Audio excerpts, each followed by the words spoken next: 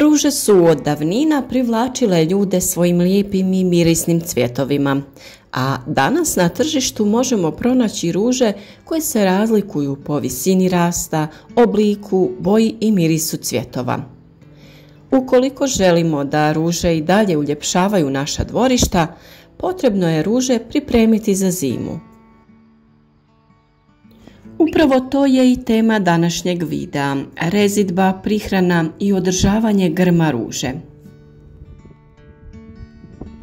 Dobra priprema za prezimljavanje omogućiti će grmu ruže da prezimi bez oštećenja, neće doći do izmrzavanja izdanaka i uvenuća grma.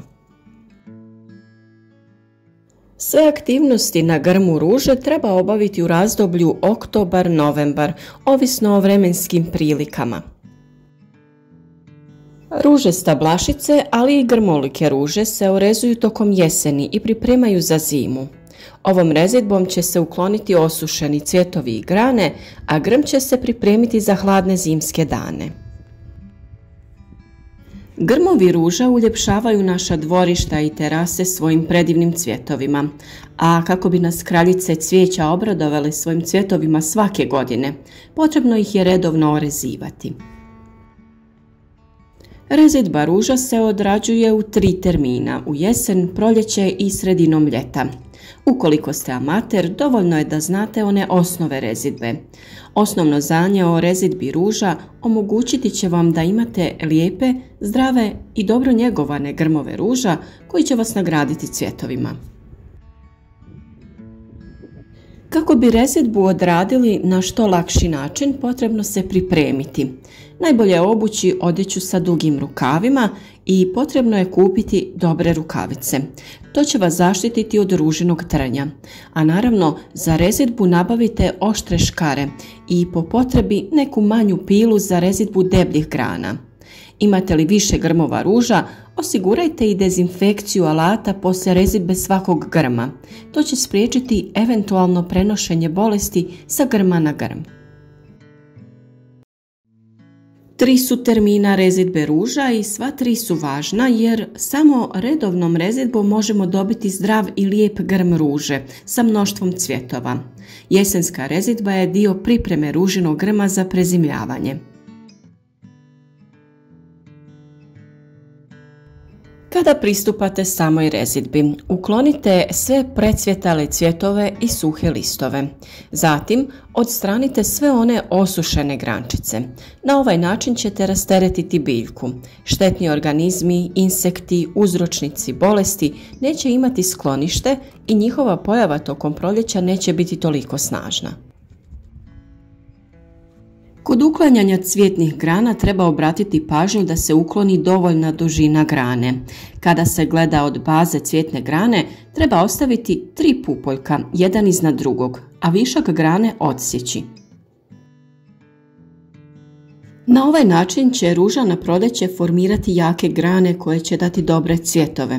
Ako se grane sa precvjetalim cvjetovima samo malo prikrate iz pupoljka, u pazuhu listova formirat će se mnoštvo tankih grančica koje će dati sitne i neugledne cvjetove. Bitno je rasteretiti ovaj središnji dio i ukloniti sve sitne grane te neke od ovih krupnijih kako bi dobili pravilniji oblik grma. Kada prerežete granu, ona mora imati središnji dio zdrav, svjetlo obojen. Ukoliko je središnji dio smeđ, režite granu dok ne dođete do zdravog presjeka. Nakon toga sa ovih glavnih grana što ste ostavili, odrežite sve ove bočne grane, te ćemo i ove glavne grane prekratiti. Kod rezidbe glavnih grana obratite pažnju kako ćete napraviti rez.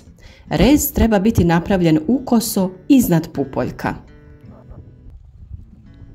Ovdje vidite između ovog trnja kako izgleda pupoljak, te je bitno da se rez napravi 1 cm iznad tog pupoljka. I vrlo je bitno da se taj rez spušta ukoso na suprotnu stranu od pupoljka.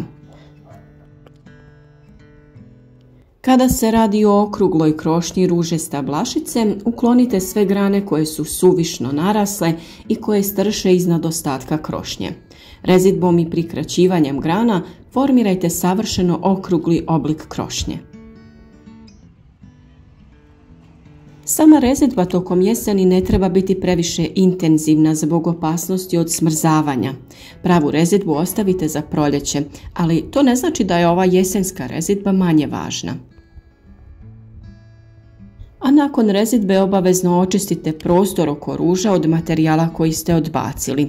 Čišćenjem otpada sprječavate da štetni kukci pronađu sklonište za prezimljavanje.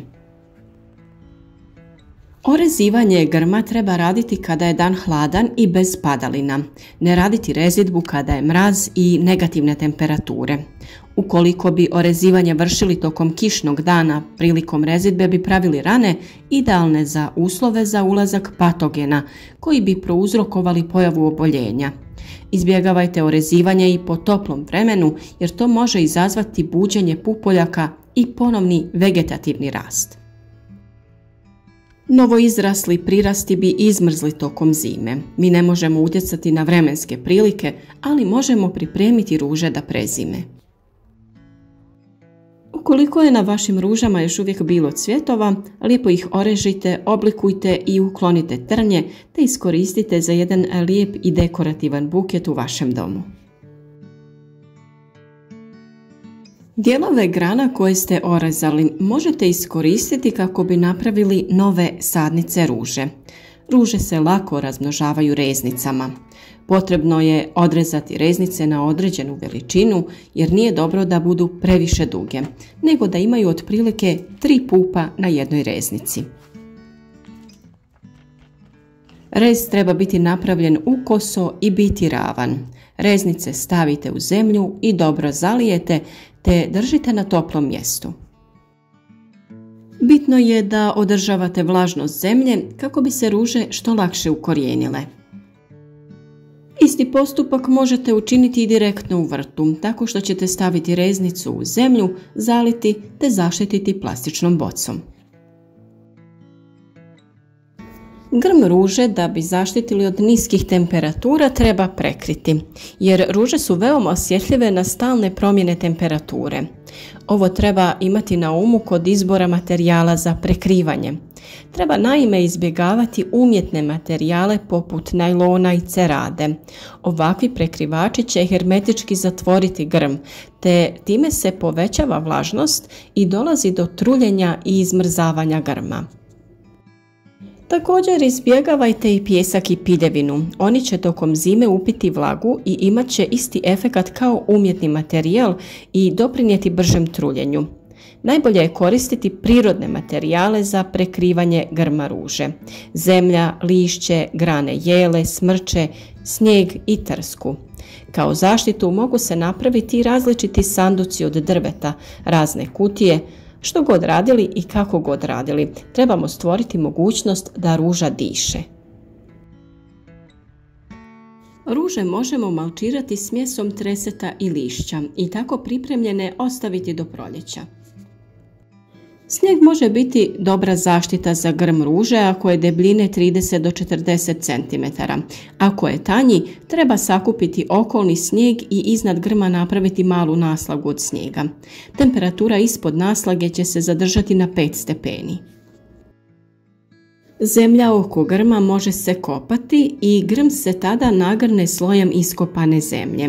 Zemlja se u proljeće nakon otapanja snijega lagano odgrne. Okopavanje ruža doprinosi prezimljavanju velikog broja pupoljaka. Osim toga, sa zemljom možemo pomiješati sloj slame, sjena i lišća.